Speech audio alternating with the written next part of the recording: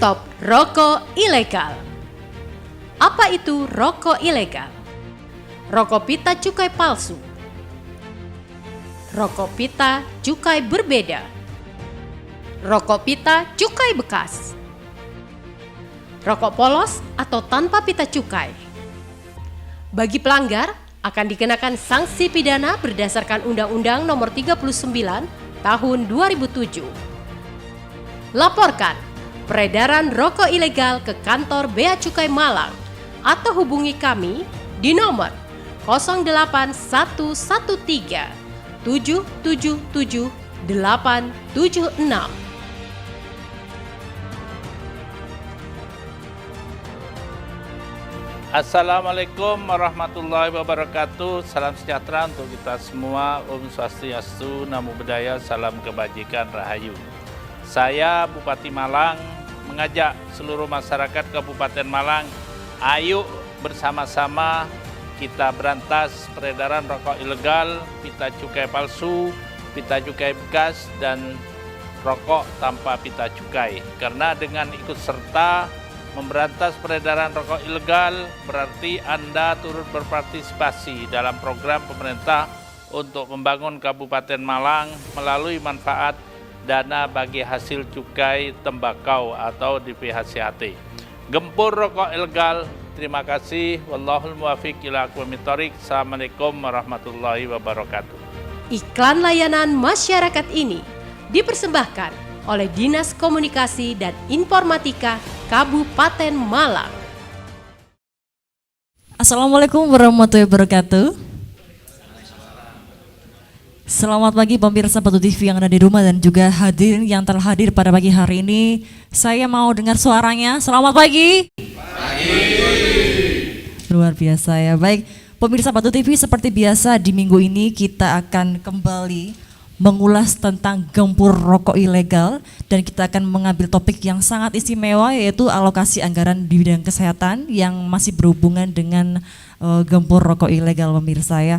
Dan pemirsa, seperti biasa kita tidak sendirian, karena di depan saya ini pemirsa perwakilan dari Sekretaris Daerah Kabupaten Malang, ada PLT Kadinkes, ada Dr. Ivandrie MMRS. Assalamualaikum Bapak.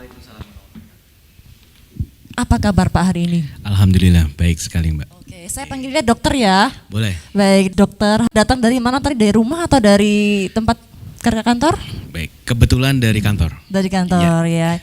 Baik, dengan sibuknya aktivitas dokter hari ini, tapi menyempatkan diri untuk bergabung bersama dengan kami. Terima kasih dokter. Sama-sama Mbak. Luar biasa ya. Dan tentunya pemirsa, saya bersama dengan perwakilan dari DPRD Kabupaten Malang, ada Bapak Zulham Ahmad Mubarok, SOS, Komisi 4 DPRD Kabupaten Malang. Baik, sudah siap dengan tema hari ini?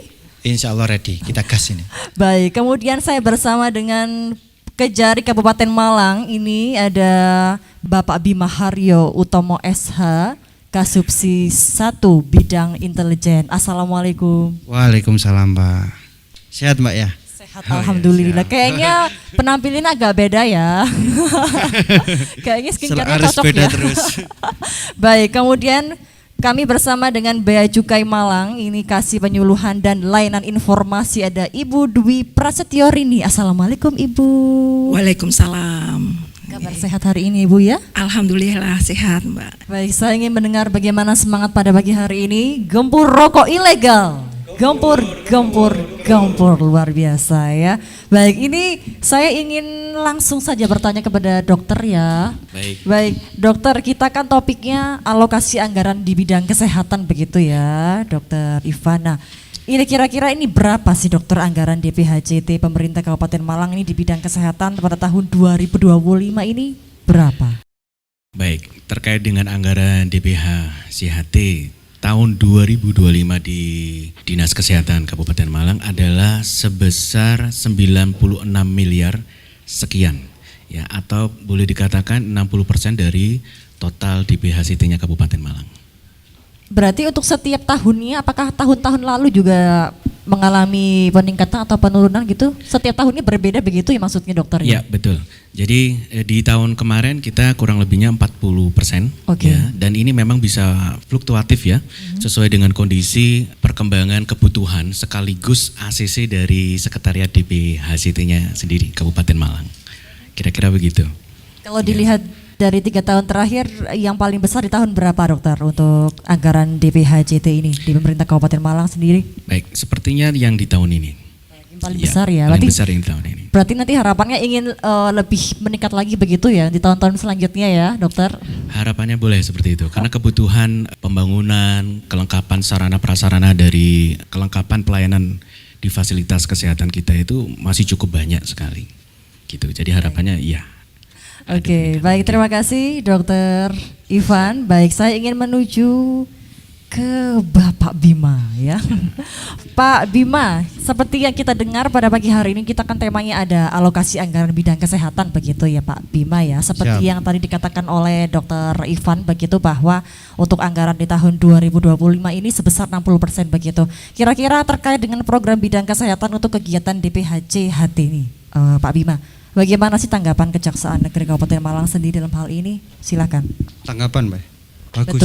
Betul. Udah. Kemudian bagaimana? Kelanjutannya seperti apa Bapak maksudnya Pak? Oke, Pak. Jadi gini Pak ya, kalau kita kembali lagi ke definisi tentang bea dan cukai, itu adalah pungutan yang dilakukan oleh negara untuk kepada barang-barang yang peredaran dan konsumsinya harus dibatasi atau diawasi oleh pemerintah. Nah, jika pungutan tersebut itu sudah diterima negara, alangkah baiknya kalau kita alokasikan kembali kepada masyarakat, karena ini berasal dari masyarakat, kembali lagi ke masyarakat. Nah, untuk kami Mbak ya, sebagai aparat penegak hukum di Kejaksaan Negeri Kabupaten Malang, pada intinya kami berfokus kepada penegakan hukum. Tapi karena penegakan hukum ini menurut prinsip hukum pidana itu adalah hukuman solusi yang paling terakhir. Nah, maka dari itu sebelum adanya pelanggaran tersebut, maka tugas kejaksaan adalah ikut mensosialisasikan, ikut mengkampanyekan mengenai gempur rokok ilegal. Nah, hasil dari cukai tersebut dikembalikan kepada masyarakat, ya langkah sangat bagus itu Pak. Menurut saya seperti itu. Berarti untuk hukum kan menjadi solusi terakhir begitu. Dan dari pihak untuk Kejari kan tentunya juga memiliki tugas salah satunya mensosialisasikan begitu kan. Nah, kira-kira bagaimana sih respon dari masyarakat terutama para pengusaha dari rokok begitu ketika adanya Kejari Kabupaten Malang ini lakukan sosialisasi, bagaimana sih mereka? Mungkin agak cerita sedikit nggak apa-apa Mbak ya, agak Boleh. menyimpang dari kesehatan. Mungkin ini saya ingatkan kembali kepada pemirsa sekalian bahwa pentingnya gempur rokok ilegal. Jadi dalam prinsip hukum yaitu ultimum remedium, seperti yang saya jelaskan tadi, bahwa hukum pidana adalah solusi terakhir. Nah, sebelum pidana itu diberlangsungkan, alangkah lebih baiknya masyarakat bersama pemerintah dan juga aparat penegak hukum saling menyadari pentingnya gempur rokok ilegal ini. Karena apa? Mungkin masyarakat sudah tahu ya berita yang akhir-akhir ini, bahwasanya ada salah satu perusahaan, mungkin nggak usah saya sebut ya, di Kediri tempatnya, perusahaan rokok itu yang dari dulu sampai sekarang berjaya, itu labanya mulai menurun. Karena apa? Karena banyaknya rokok ilegal yang digemari oleh masyarakat. Karena memang kalau secara fakta memang secara harga itu lebih murah rokok ilegal. Namun itu akan berdampak negatif bagi perusahaan-perusahaan yang izinnya sudah legal. Contohnya perusahaan besar ini yang sekarang ada di Kediri yang labanya menurun ini, karyawannya kan banyak sekali. Nah, kalau masyarakat tetap membeli atau mengkonsumsi rokok ilegal secara membabi buta katakanlah, maka perusahaan-perusahaan legal ini bisa kekurangan pegawai, bisa terjadinya PHK, dan juga penerimaan negara juga berkurang dari tersebut. Akhirnya yang kembali ke masyarakat juga berkurang gitu Mbak. Kan juga berarti termasuk dampaknya begitu ya Pak Siap, Bima betul, ya? betul. Oke. Baik, terima kasih atas informasinya Pak Bima Haryo. Baik, saya ingin menuju ke Ibu Dwi Prasetyo Rini, ini selaku dari Bea Cukai Malang begitu. Nah, Ibu Rini, untuk pemanfaatan DPHC-HT tahun 2025 ini Ibu, apakah ada sih ini Ibu program dari pemerintah pusat atau diserahkan secara otonomi kepada masing-masing daerah terkait penentuan alokasi anggaran bidang kesehatan? Seperti apa ini Bu Rini? Silakan. Baik, terima kasih. Jadi untuk DPHC-HT ini untuk pemanfaatannya adalah sesuai dengan PMK 72 tahun 2024 ya. Jadi untuk DBHCHT ini dialokasikan di 3 bidang, yaitu bidang kesehatan ya, kemudian bidang kesejahteraan masyarakat dan bidang penegakan hukum. Untuk bidang kesehatan ya tadi disampaikan Pak Dokter bahwa alokasinya itu minimal 40%. Tadi disampaikan Pak Dokter saat ini sampai 60% ya. Ya. Jadi sesuai PMK itu alokasi untuk kesejahteraan masyarakat 50%, untuk kesehatan 40% dan untuk penegakan hukum adalah 10%. Memang untuk kaitan dengan bea cukai alokasi DBHCHT ini adalah di bidang penegakan hukum. Nanti kami dengan Pak Bima dari Kejaksaan ini untuk bidang penegakan hukum. Namun secara keseluruhan perlu kita ketahui juga bahwa DBHCHT ini adalah dari penerimaan cukai secara nasional yang kemudian dari penerimaan cukai itu 3% dikembalikan ke daerah penghasil cukai maupun penghasil dari tembakau ya. Seperti Kabupaten Malang ini ada bea cukai Malang ya. Untuk bea cukai Malang dari penerimaan cukai ini cukup besar sebesar 31 triliun target untuk tahun ini. Jadi di tahun ini di Kabupaten Malang DBHCHT-nya sebesar 158 miliar. Kemudian dialokasikan ke 3 bidang tersebut. Seperti itu. Alokasi 3 bidang itu kan salah satunya ada kesejahteraan begitu, Ibu Rini. Nah, ini untuk kesejahteraan ini maksudnya untuk yang seperti apa? Apakah nantinya kepada para pengusaha pabrik rokok ini diberi pelatihan begitu atau bagaimana? Maksudnya kesejahteraan ini seperti apa sih, Bu Rini? Ya. Untuk bidang kesejahteraan masyarakat ini ada untuk bantuan sosial ya. Misalnya untuk BLT karyawan di pabrik rokok ini sebesar 30%, jadi 50% tadi 30%-nya nanti untuk bantuan sosial. Kemudian yang 20%-nya bisa untuk peningkatan kualitas bahan baku, kemudian dari sisi nanti produknya untuk peningkatan produknya itu. Seperti itu. Baik, kemudian tadi Ibu Rini mengatakan bahwa nanti targetnya sebesar 31 triliun. Nah, kira-kira apa sih yang harus dilakukan untuk mencapai target sebesar itu, Bu Rini? Ya, baik. Jadi memang dari target yang cukup besar ya di Bea Cukai Malang. Jadi targetnya tuh tiap tahun naik, Mbak. Kemarin 28 triliun, ini menjadi 31 triliun ya. Nah, tentunya dari Bea Cukai Malang untuk mencapai target tersebut dari sisi pelayanan maupun dari sisi pengawasan ya. Dari sisi pengawasan dengan DBHCHT ini di bidang penegakan hukum dengan kejaksaan, dengan Satpol PP, dengan APH lainnya ini bersama-sama gempur rokok ilegal ya. Jadi sampai bulan Mei ini kami dari Bea Cukai Malang sudah melaksanakan 34 kali penindakan. Dengan hasil sudah kami sita rokok ilegal itu sebanyak 7.300.000 batang, Mbak. Ya, jadi ini salah satu bentuk pengawasan yang kami lakukan. Tentunya bila rokok ilegal ini dapat ditekan ya, nanti rokok legal ini pemasarannya semakin tinggi, nantinya juga dari cukainya bisa semakin tinggi dan penerimaan dari Bea Cukai Malang dapat tercapai. Baik, terima kasih Bu Rini. Nah, saya ingin menuju ke Pak Zulham. Bagaimana tanggapan Pak Zulham dengan apa yang dijelaskan oleh Ibu Rini selaku dari Bea Cukai begitu? Silakan Pak Zulham. Siap, terima kasih Mbak. Kami sebenarnya apresiasi betul karena ini luar biasa. Iya. Data nasional ini kan cukup unik terkait dengan rokok ini. Kalau bicara rokok ilegal ini kan tambang emas baru di Indonesia. Karena kita lihat dividen BUMN kita di nasional ini hanya sekitar 86 triliun. Sementara dividen cukai ini 226 triliun. Seluruh BUMN digabung ini hanya 86.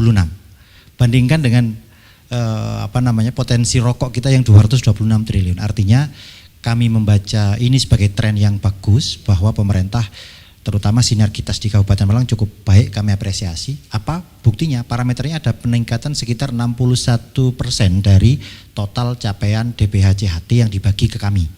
Artinya kalau tahun lalu mungkin antara 90-an Bu, hari ini kan 158 miliar.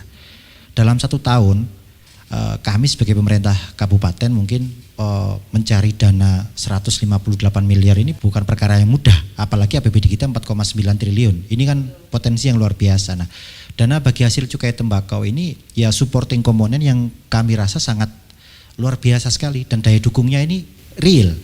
Karena kalau tadi disampaikan Pak Dokter, dengan dana hampir 60% dari 158, artinya kan ada 96 sekian miliar. Nah, ini kan yang terbantu cukup banyak. Kalau bicara by data, ada sekitar 97.090 jiwa lah. Taruhlah 97.000 kita genapkan. Yang selama 1 tahun ke depan ini akan merasakan dampak langsung dari dana bagi hasil cukai tembakau yang dipotongkan untuk sektor kesehatan tadi. Dan ini kan bagi kami leverage ya, pengungkit. Maka kalau berbicara tata kelola pemerintahan, ya kami apresiasi betul. Artinya peningkatan ini bukti bahwa penindakannya berjalan dengan baik.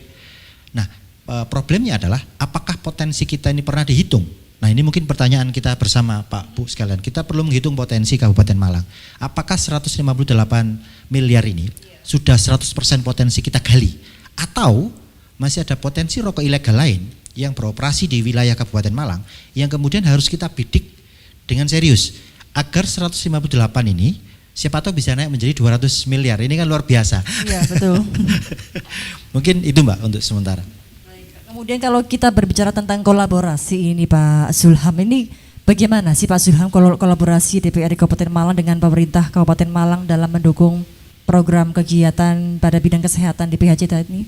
Seperti apa Pak Zulham? Silakan. Sinergitas kami cukup baik Mbak. Kami buktikan dengan pengawasan yang cukup signifikan terhadap alokasi dana bagi hasil cukai tembakau ini, terutama untuk beberapa sektor. Selain tadi kan disampaikan bahwa ada 97 orang JKN yang kemudian teralokasikan per orang ini per bulan kalau tidak salah 38.000 sekian, ini dibayarkan selama 1 tahun untuk sekian orang. Dan ini kita awasi betul, jangan sampai penerimanya ini kemudian ganda. Dan tentunya ada problem. Pernah terjadi ada kegandaan begitu, identitas begitu maksudnya Pak Zulham? Ada, dan ini terjadi. Verifikasi sudah kami lakukan sepanjang tahun 2024 kemarin. 2025 ini sudah tuntas. Kami lakukan verifikasi dengan JKN, data JKN yang terpusat.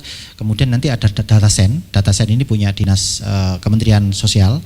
Kami sanding data dan alhamdulillah cukup banyak yang ada double data dan ini clear sudah. Hari ini penerimanya tepat guna. Dan selain untuk JKN, ini ada beberapa alokasi yang saya kira cukup menukik kalau bahasa anggarannya, karena sampai pada sasaran. Di antaranya untuk rumah sakit Kanjuruhan, ada beberapa alat yang kita optimalkan di sana, alkes betul Pak. Kemudian ada juga untuk RSUD Lawang, dan yang lebih signifikan lagi, ini untuk rumah sakit Ngantang.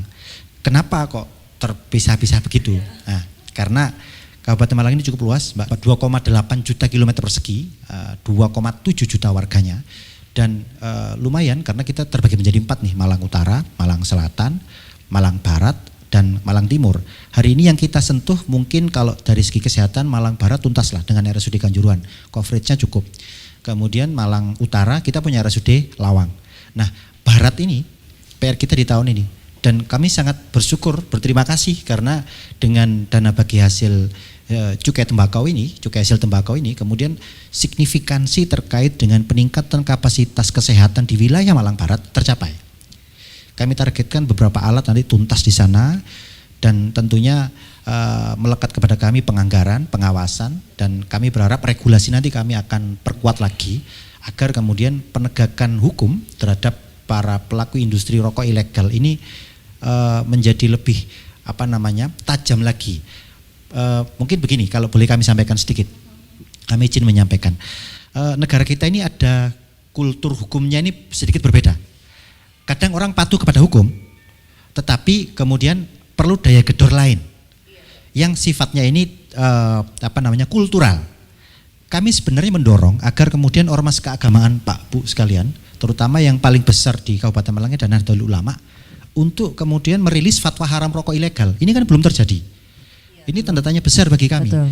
Kenapa kok tidak berani mengeluarkan fatwa haram bisnis rokok ilegal? Apakah ada dasar hukumnya? Ada.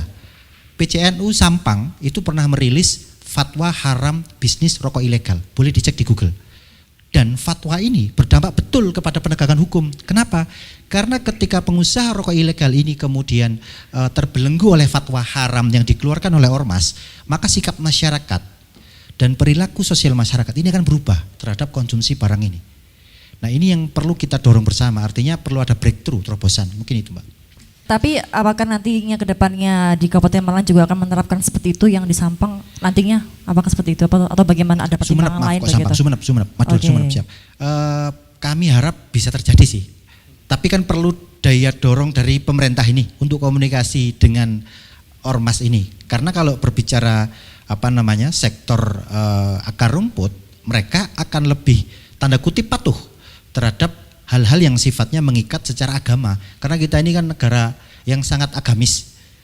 Saya yakin betul kalau regulasi yang keterkaitan dengan teman-teman di kejaksaan diterapkan dalam rangka perundangan, sinergi dengan fatwa yang dikeluarkan oleh ormas keagamaan, ini breakthrough ini. Pasti enggak 158 nanti dapatnya kita. Bisa jadi 200 miliar tahun depan. Karena tertib ini menjadi suatu hal yang kemudian melekat karena ada kaidah fikih di sana yang mengikat kepada para pelaku industri rokok ilegal. Mungkin itu terobosan yang saya harapkan jadi.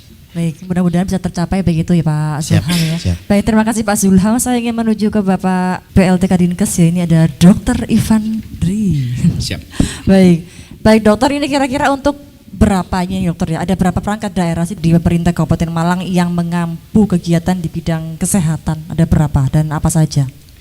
Baik, terkait dengan pengampu di bidang kesehatan di Kabupaten Malang itu adalah hanya di Dinas Kesehatan Kabupaten Malang, di mana kami ini juga mengampu 3 RSUD yang kami punyai, yaitu Ngantang, Lawang, dan Kanjuruhan. Kira-kira begitu. Baik. Ya. Untuk yang di Ngantang berarti masih masuk di wilayah Malang Kabupaten ya Bapak? Masih, itu wilayahnya Kabupaten Malang Barat Laut, Iya. ya, agak nyelentang Berarti sedikit. bukan masuk di Kota Batunya begitu ya dokter ya? Bukan, ya? bukan. Oke. Dan tapi memang dalam kenyataannya Iya. Kenapa Bapak Bupati itu sangat concern sekali dengan pengembangan RSUD yang ada di sana, karena memang wilayah Ngantang, Kasembon, dan Pujon ini kan agak terpisah itu. Iya betul. Nah, jangan sampai ini kemudian masyarakat yang ada di sana malah terakomodasi di tempat yang lain.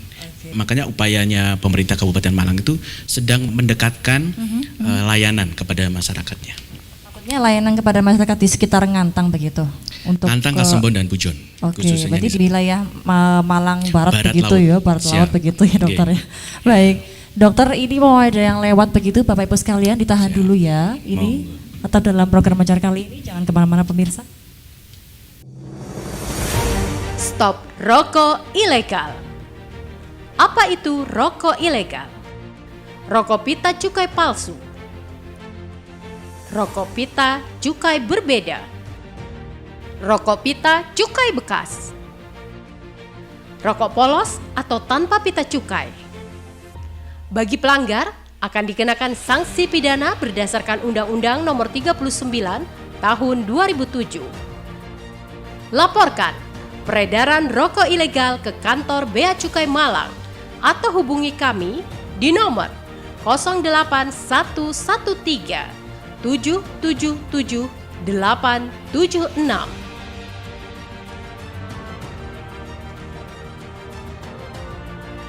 Assalamualaikum warahmatullahi wabarakatuh. Salam sejahtera untuk kita semua. Om Swastiastu, Namo Buddhaya, salam kebajikan, rahayu.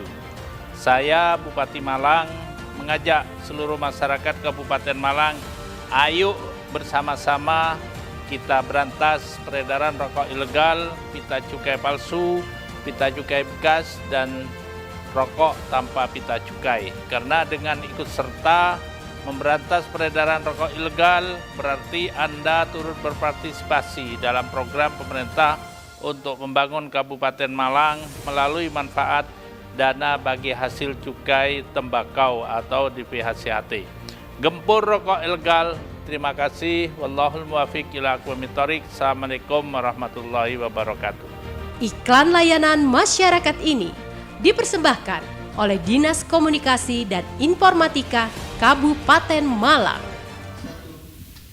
Baik pemirsa, terima kasih Anda masih bersama kami dalam Top Show Gempur Rokok Ilegal. Saya ingin dengar suaranya Gempur Rokok Ilegal. Gempur, gempur, gempur. Sekali lagi, gempur rokok ilegal.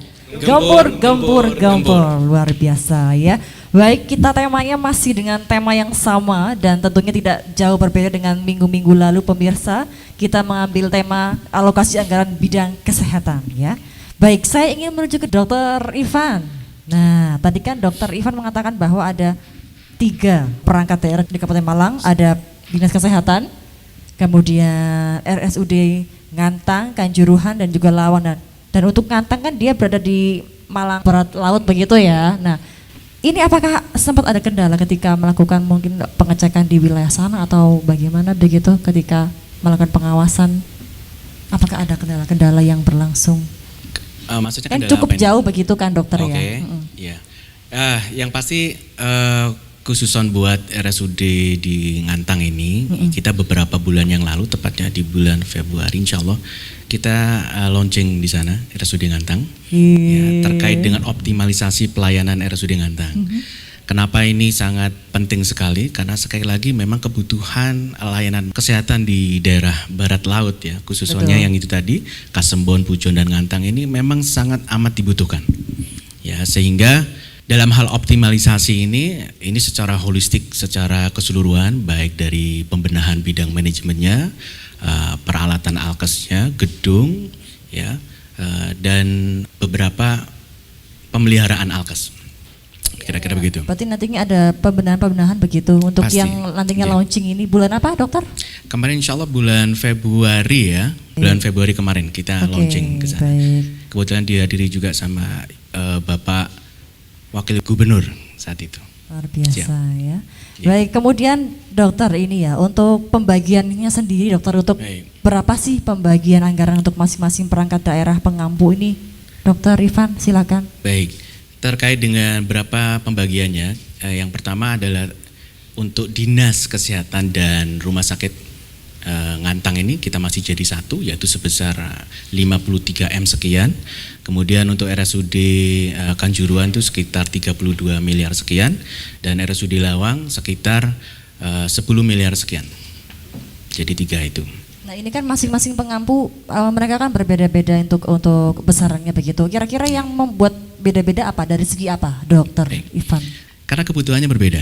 Dari masing-masing RSUD itu mempunyai kebutuhan yang berbeda-beda, sekaligus rencana pengembangan atau diversifikasi layanan yang berbeda-beda. Gitu ya. Ini kebetulan di Rumah Sakit Kanjuruhan ini, saat ini RSUD Kanjuruhan ini sedang meningkatkan kapasitas ruang IGD-nya. Ya, menjadi 4 lantai itu memakan biaya yang cukup banyak, kurang lebih kalau tidak salah sekitar 21 M sekian gitu ya. Nah ini sekali lagi tergantung dari masing-masing rumah sakitnya ya. Kemudian begitu juga kalau RSUD Kanjuruhan itu dengan tipe B-nya, dengan peralatan alkesnya yang sangat luar biasa mahal-mahal, itu ada juga yang namanya pemeliharaan alkes, ini juga memakan biaya yang cukup banyak gitu ya. Nah, kira-kira begitu. Baik, kemudian untuk yang di RSUD yang wilayah Barat Laut begitu ya, dokter Ivana. Ini apakah untuk hampir sama dengan RSUD yang di Kanjuruhan ini untuk pembenahan-pembenahannya begitu? Baik, perlu kami sampaikan khusus untuk yang RSUD Ngantang ini memang kita baru di level yang tipe D untuk RSUD ya. Tentunya ini kebutuhannya berbeda ya. Sedang tadi saya sampaikan optimalisasi terkait dengan RSUD Ngantang ini mulai dari pembenahan manajemen, kelengkapan dari dokter spesialisnya ya, kemudian sarana prasarana, gedung, alkes dan pemeliharaan alkes itu sendiri. Nah, jadi agak beda di sana. Boleh dikatakan kalau yang sudah kelasnya Kanjuruhan ini sudah expand. Ya, kalau yang ini sedang kita membangun fundamentalnya yang bagus untuk layanan kesehatan kepada masyarakatnya. Baik, berarti kalau yang di Kanjuruhan maksudnya dia sudah yang level middle begitu ya maksudnya ya dokter, atau gimana?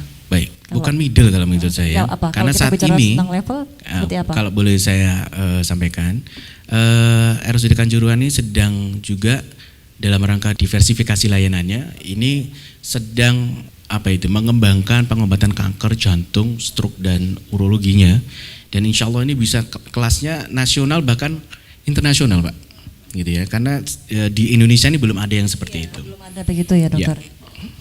Kira-kira begitu. Berarti nanti inginnya menjadi yang satu-satunya di Indonesia begitu. Amin, amin. Amin, mudah-mudahan. Harapannya begitu ya. Baik, terima kasih Dokter Ivan atas Siap. penjelasannya yang sangat luar biasa. Dan kali ini saya ingin menuju ke Kejari Kabupaten Malang. Saya bersama dengan Pak Bima, udah siap ya? Sudah siap dari tadi. Baik Pak Bima, ini tentunya dalam program bidang kesehatan untuk kegiatan DPHJHT tahun 2025. Ini bagaimana keterlibatannya dengan pihak kejaksaan? Silakan. Siap Pak. Yang jelas kami tidak mendapatkan ya Pak. Jadi tidak menikmati dana bagi hasil Bagaimana cukai. maksudnya itu Pak? Karena memang alokasinya lebih ke pemerintah daerah. Jadi kami sebagai aparat penegak hukum hanya supporting system saja, ikut melakukan pengawasan dan juga pembinaan agar alokasi ini bisa diserap dengan optimal. Tapi kami juga ada, kebetulan saya di Intel Mbak, di bagian bidang intelijen Kejaksaan Negeri Kabupaten Malang. Baik. Kami ada program yang namanya PPS, pengawasan proyek strategis daerah dan nasional. Nah, bila mana ada proyek yang dilakukan oleh pemerintah daerah yang sudah ada SK Bupatinya merupakan proyek strategis daerah, maka itu bisa didampingi oleh kejaksaan. Bisa didampingi karena setiap proyek itu pasti menimbulkan AGHT Mbak, ancaman, gangguan, hambatan, dan tantangan. Mungkin di satu sisi pembangunan itu disukai masyarakat, ada juga yang pasti masyarakat yang nggak suka akan pembangunan tersebut. Maka dari itu fungsinya kami sebagai memiliki program ini PPS, kami agar bisa mengantisipasi hal-hal tersebut. Kadang beberapa proyek juga sering diganggu oleh masyarakat, entah masyarakat yang suka atau tidak suka. Nah biasanya karena itu sudah dalam pengawasan kejaksaan, kita lakukan pembinaan terhadap orang-orang yang melakukan AGHT tersebut. Jadi kita mengamankan agar proyek ini bisa berjalan lancar, segera bisa dimanfaatkan oleh masyarakat, dan juga dana DPHJHT yang membiayainya bisa terserap optimal. Gitu Mbak. AGHT itu siapa saja Pak Bima? AGHT itu bisa apa aja Mbak? Mungkin dari mungkin gangguan masyarakat, bisa juga karena mungkin ada penyedia proyeknya, penyelenggara proyeknya yang nakal mungkin. Nah dengan ini kita bisa mengontrol dari awal mulai dari tendernya sampai ke kontrak sampai penyelenggaraan agar semuanya sesuai dengan jalur hukum, dan kita juga bisa melakukan opini-opini hukum. Misalkan di tengah perjalanan ada kendala misalkan, nah kita bisa melakukan legal opinion di situ Mbak. Kita bisa menjelaskan kalau secara hukum seperti ini. Jadi kita bisa membantu terlaksananya proyek tersebut. Maksudnya Pak, pada akhirnya melakukan legal opinion ketika sudah ada AGHT atau sebelumnya? Begitu maksudnya? Kalau itu kondisional Mbak. Misalkan dari pihak penyelenggara proyeknya misalkan ada kendala, nah itu bisa langsung menghubungi kami, bisa langsung komunikasi. Jadi kita terbuka antara, kalau memang program ini sudah dilakukan PPS, maka jalinan hubungan kami selalu rapat. Jadi setiap kali ada kendala, ada progres, kita selalu menanyakan hingga pada saat laporan pertanggungjawaban akhir. Jadi kita selalu komunikasi. Jadi kondisional Pak. Seperti itu. Baik. Ini kan beberapa bulan yang lalu kan sudah sempat adanya itu ya, update dari rumah sakit yang di wilayah barat yang tadi begitu ya dokter ya. Nah ini kira-kira bagaimana perannya dari Kejari sendiri ketika itu? AGHT-nya seperti apa Pak Bima? Kebetulan yang RSUD Ngantang ya Pak dokter ya, itu kebetulan tidak terjalin dengan PPS kami karena mungkin bukan proyek strategis daerah, mungkin karena itu memang tergantung SK Bupati. Jadi kami hanya supporting secara jarak jauh aja Mbak. Misalkan nanti suatu ketika ada kendala di masyarakat, ada apa ya kita melakukan bantuan. Tapi sejauh ini karena itu bukan merupakan PPS, jadi kita tidak bisa langsung intervensi ke dalam. Berarti kalau untuk yang masuk dalam PPS-nya dari Kejari Kabupaten Malang apa waktu itu yang ada di Kalau Kabupaten tahun ini kebetulan ini sudah boleh dipublis ya Pak. Kebetulan ada dari RSUD Kanjuruhan, jadi pembangunan ICU ya Pak ya. IGD itu sudah melakukan PPS kepada kami. Jadi insya Allah kita bersinergi dengan RSUD Kanjuruhan untuk mengawal proyek tersebut hingga selesai. Baik, apakah sejauh ini ada kendala ketika proses PPS begitu dengan RSUD Kanjuruhan? Sementara belum Pak. Baik, Sementara ya. belum. Dan Masih lancar-lancar aja. berarti jangan sampai begitu maksudnya Jangan Pak Bima sampai. ya. Baik. Nah, untuk menuju PPS begitu, apakah biasanya harus melalui beberapa prosedur begitu Pak Bima? Seperti apa sih umumnya? Kalau Biasanya. prosedurnya yang jelas berdasarkan SK Bupati dulu Mbak, bila proyek tersebut proyek strategis daerah bisa mengajukan ke kami bersurat melakukan permohonan PPS. Terus nanti setelah disetujui oleh pimpinan maka kita lakukan entry meeting dulu, kita meeting bagaimana, setelah itu baru kita lakukan tahapan-tahapan berikutnya, misalkan ada kendala. Jadi kita setiap proyek itu kan AGHT-nya macam-macam Pak, dan juga kadang secara tiba-tiba. Jadi kita tidak bisa dalam misalkan satu proyek ini langkahnya hanya pengawasan dari luar, nah, kadang juga harus ada pengawasan, misalkan kita harus beberapa dalam jangka waktu harus sering ke sana, harus ikut dalam memantau pelaksana pekerjaan ini agar tepat waktu, ya seperti itu Mbak. Jadi macam-macam. Jadi setelah entry meeting nanti dilakukan tahap pengawasan, bila mana ada permasalahan kita bisa melakukan opinion. Nah setelah itu baru close meeting terakhir. Gitu saja Mbak. Cukup panjang dan juga rumit begitu ya Pak Bima ternyata ya untuk alurnya. Rumit-rumit gak rumit. Baik, ini nampaknya Bapak Zulham sudah tidak sabar ingin langsung berbicara ya nampaknya. Bagaimana Pak Zulham untuk dari segi pengawasannya seperti apa? Pengawasan yang melekat ke kami ini fungsinya kan pengawasan anggaran dan kerja-kerja strategis pemerintahan dalam hal regulasi Mbak. Artinya ya kami jalankan dengan baik dan insya Allah terutama beberapa fokus kami nanti terkait dengan alokasi anggaran yang tepat sasaran.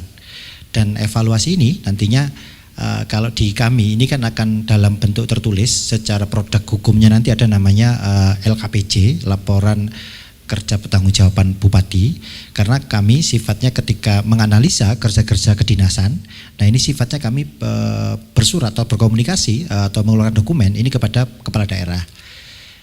Sejauh ini kami akan optimalkan Mbak, karena bagaimanapun ini dana besar Pak. Ini boleh dibilang sekitar 17% atau 18% dari PAD kita.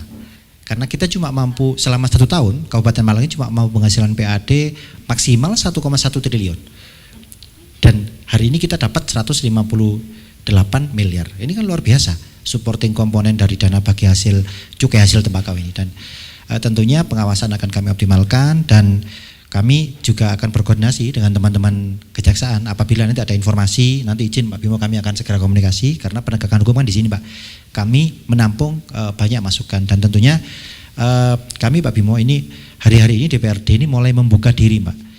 Dan hasil dari membuka diri dan membuka komunikasi publik ini arus informasi masyarakat terkait pengaduan masyarakat ini kan luar biasa tinggi. Dan kami mulai melakukan pilah data, analisa agar kemudian tepat sasaran sehingga mana yang mempunyai dampak hukum dan nanti akan kami komunikasi dengan Pak Bimo, mana yang sifatnya nanti regulatif atau butuh regulasi kami akan eksekusi sendiri. Begitu Pak mungkin. Baik, kemudian untuk LKPJ sendiri itu apakah biasanya disusun setelah adanya proyek itu selesai atau bagaimana biasanya Pak Zulham ini? LKPJ ini agenda tahunan. Oke. Jadi apa yang dikerjakan oleh pemerintah daerah sepanjang tahun anggaran, misalnya mereka bekerja sepanjang 2024, maka LKPJ-nya akan dievaluasi pada 2025. Pasca Jadi semua tahun mendatang terlaksana. begitu ya. Betul. Nah ini tuntas dari semua dinas kita akan detailkan, gitu Mbak. Baik, terima kasih atas informasinya sangat luar biasa Pak Baik, terima Zulham. kasih. Baik, Terima kasih, ini mulai dan lewat Bapak Ibu sekalian ya. Tetap sabar, tetap dalam program acara Gempur Rokok Ilegal. Gempur, gempur, gempur. Stop rokok ilegal. Apa itu rokok ilegal? Rokok pita cukai palsu. Rokok pita cukai berbeda. Rokok pita cukai bekas. Rokok polos atau tanpa pita cukai. Bagi pelanggar akan dikenakan sanksi pidana berdasarkan Undang-Undang Nomor 39 Tahun 2007. Laporkan peredaran rokok ilegal ke kantor Bea Cukai Malang atau hubungi kami di nomor 08113 777 876.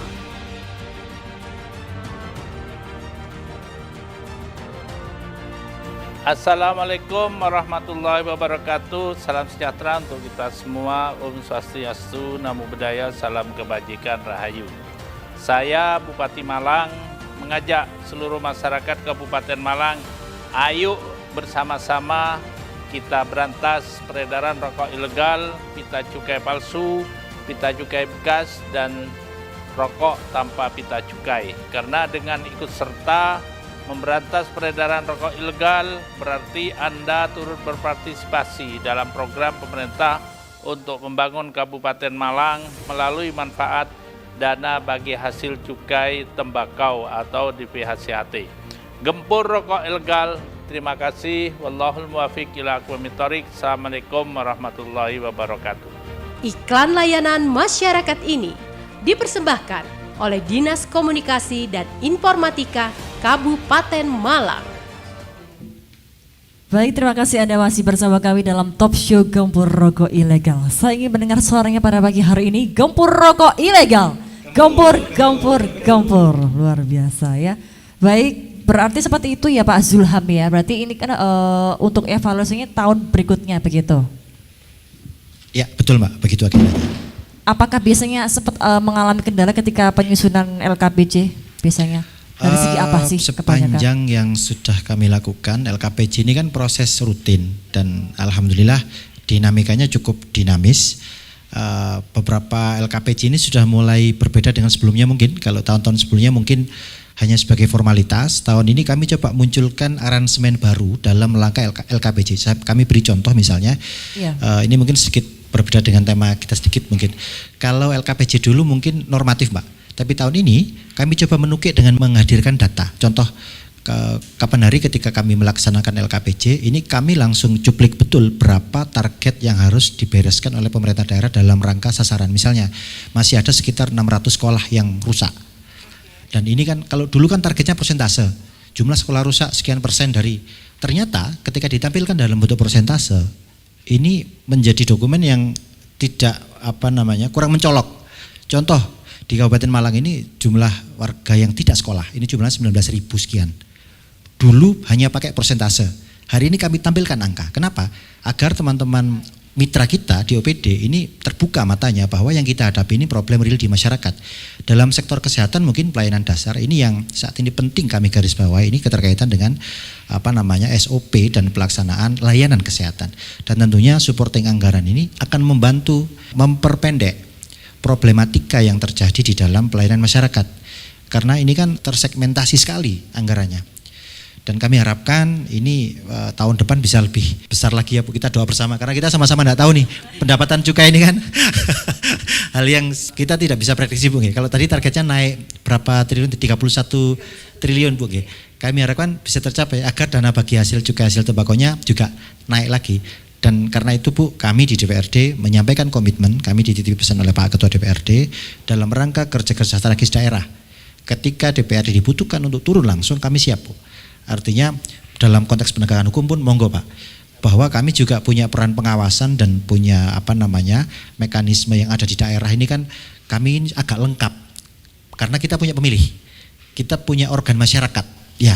Jadi ujung tombak dari informasi ataupun action yang ada di lapangan kami punya Pak organnya. Monggo dimaksimalkan agar kemudian upaya meningkatkan 31 triliun tadi bisa lebih terlaksana dalam rangka pencegahan rokok ilegal tadi. Terima kasih. Mungkin itu Mbak. Mudah-mudahan begitu ya Pak Zulham ya. Siap. Baik, saya ingin menuju ke Ibu Rini. Baik Ibu Rini, terkait dengan program bidang kesehatan sendiri Ibu Rini, ini bagaimana sih Bu keterlibatannya? Baik, mungkin dari Bea Cukai tidak terlibat langsung, tapi kami sangat mendukung gitu ya. Dari DPHCHT yang sudah dialokasikan untuk Kabupaten Malang sebesar 158 miliar, kemudian 60%-nya untuk bidang kesehatan, kami sangat mendukung sekali ya. Jadi nanti mungkin dari alokasi kesehatan itu kan sangat berguna bagi masyarakat ya.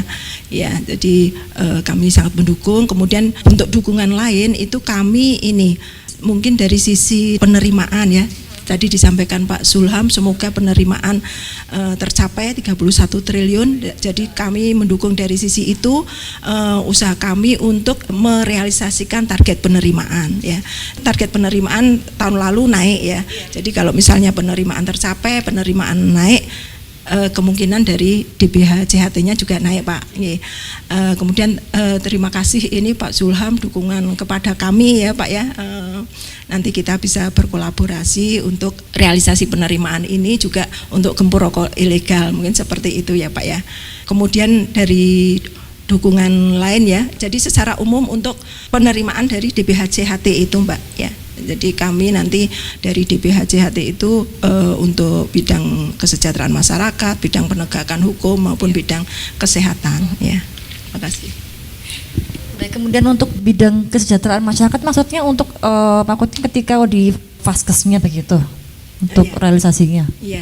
Jadi untuk bidang kesejahteraan masyarakat ini yang secara real diterima itu ada sekitar 30% dari DBH CHT untuk bantuan langsung tunai untuk ya BLT untuk pekerja di pabrik rokok ya.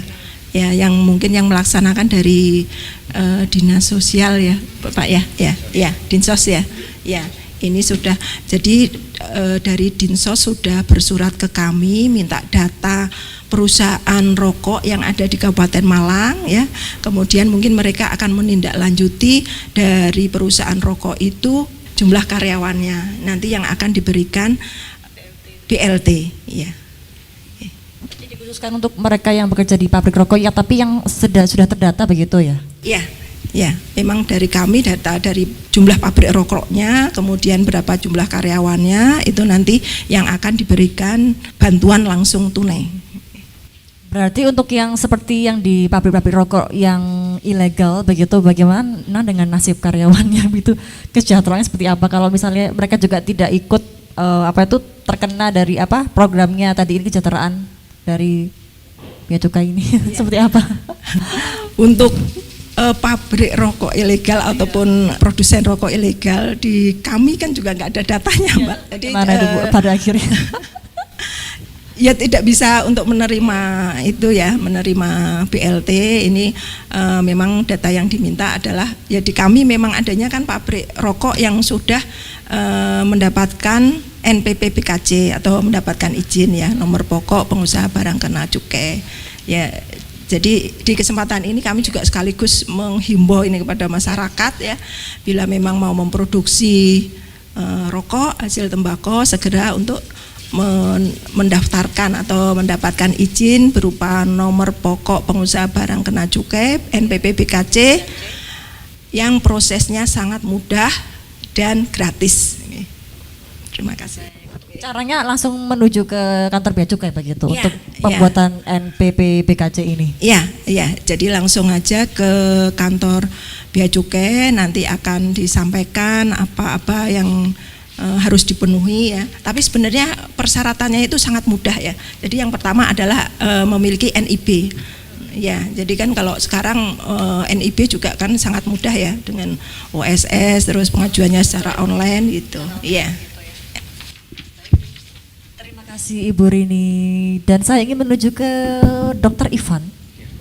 Baik, Dr. Ivan, kita berbicara tentang program ini dokter. Nah, untuk program di bidang kesehatan ini ada berapa kegiatan untuk mendukung pelaksanaannya dokter? Silakan. Baik, khusus untuk terkait kaitannya dengan DBH CHT sendiri, program kita ini ada 5 ya, yang menjadi fokus kita. Yang pertama adalah seperti yang saya sampaikan tadi terkait dengan peningkatan dan perbaikan sarana prasarana kesehatan di RSUD Kanjuruhan dan Lawang, itu yang pertama. Yang kedua, peningkatan sarana prasarana fasilitas kesehatan juga di RSUD Ngantang, okay, termasuk rehabilitasi dan pemeliharaan, ya. Kemudian ini tentunya include dengan kelengkapan melengkapi alkes kekurangan-kekurangannya di RSUD Ngantang. Yang kemudian yang berikutnya adalah terkait dengan perbaikan sarana prasarana sanitasi ya di Puskesmas Poncokusumo. Jadi kita memperbaiki bagaimana sanitasinya, bagaimana pengolahan limbahnya, kemudian pengadaan air bersihnya. Itu di Poncokusumo. Kemudian yang berikutnya ada seperti yang kita bahas di awal tadi adalah untuk membayar dari JKN yang kemarin sempat terputus itu ya. Ya, kira-kira itu ya yang menjadi program kita DBCHT untuk di tahun 2025.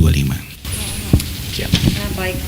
Berarti kan ini untuk yang program yang pembayaran iuran JKN untuk yang terputus ini maksudnya nanti akan dibayarkan seterusnya begitu kepada personil itu, pada orang tersebut, atau bagaimana? Tidak.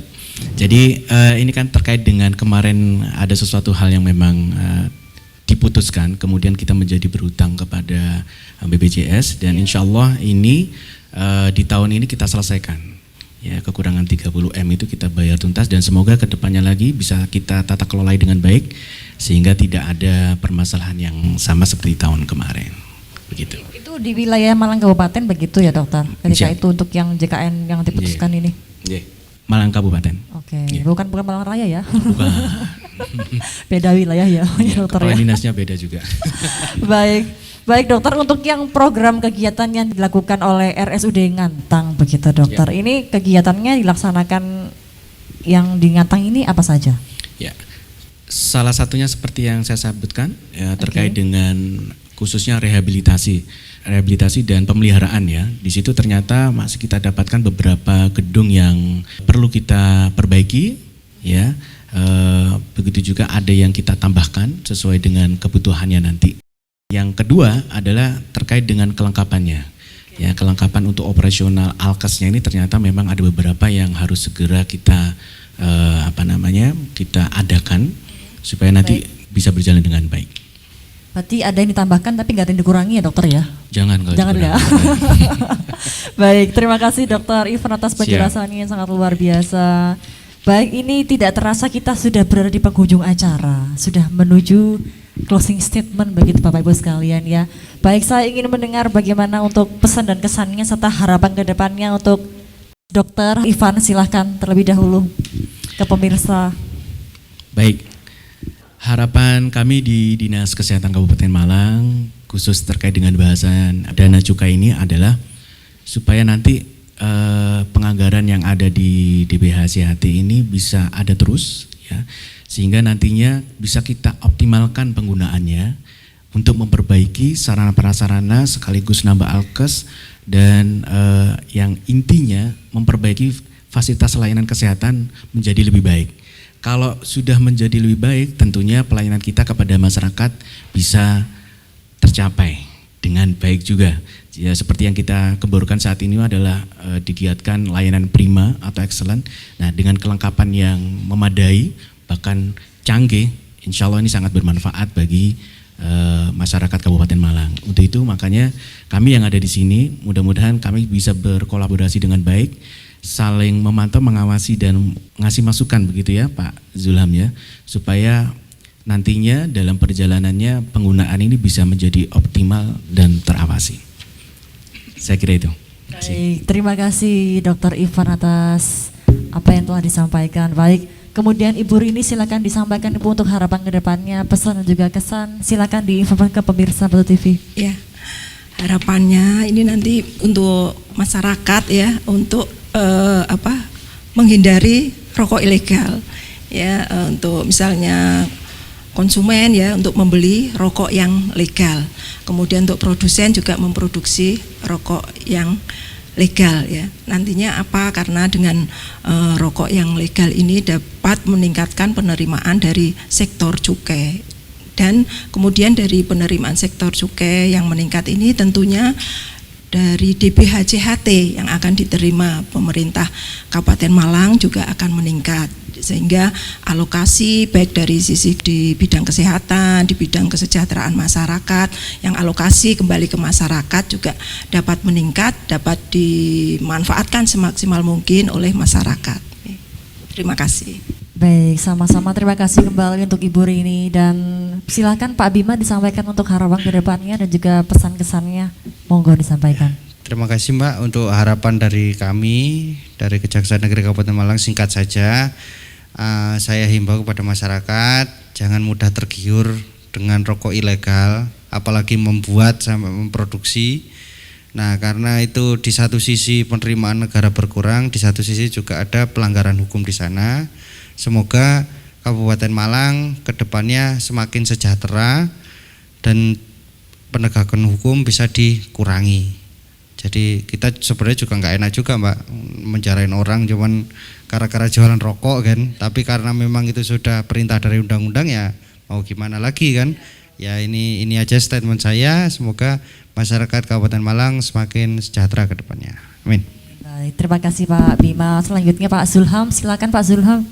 Siap.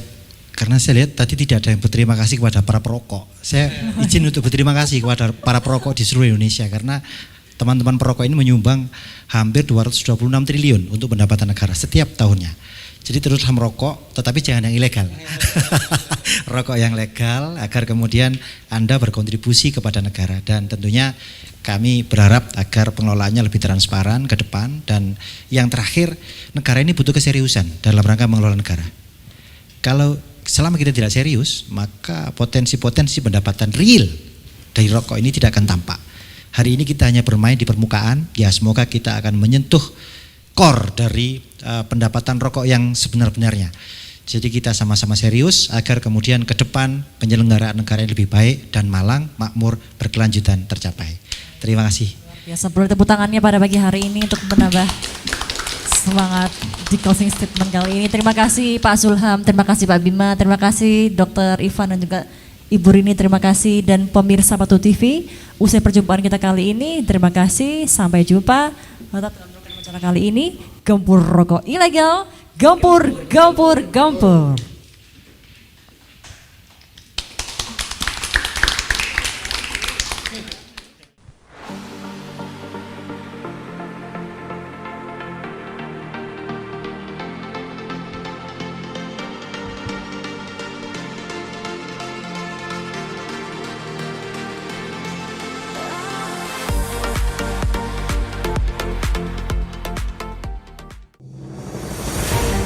Stop rokok ilegal.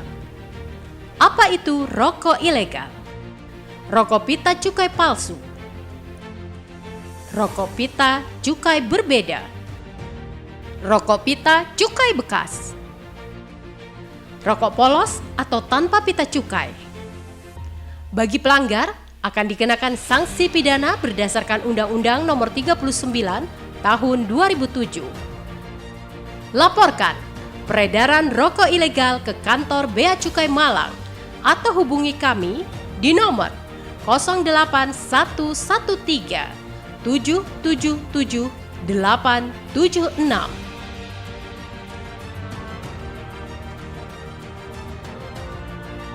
Assalamualaikum warahmatullahi wabarakatuh. Salam sejahtera untuk kita semua. Om Swastiastu, Namo Buddhaya, salam kebajikan, rahayu. Saya Bupati Malang mengajak seluruh masyarakat Kabupaten Malang, ayo bersama-sama kita berantas peredaran rokok ilegal, pita cukai palsu, pita cukai bekas, dan rokok tanpa pita cukai. Karena dengan ikut serta memberantas peredaran rokok ilegal, berarti Anda turut berpartisipasi dalam program pemerintah untuk membangun Kabupaten Malang melalui manfaat dana bagi hasil cukai tembakau atau DPHCAT. Gempur rokok ilegal. Terima kasih. Wallahul muwaffiq ila aqwamit thoriq. Assalamualaikum warahmatullahi wabarakatuh. Iklan layanan masyarakat ini dipersembahkan oleh Dinas Komunikasi dan Informatika Kabupaten Malang.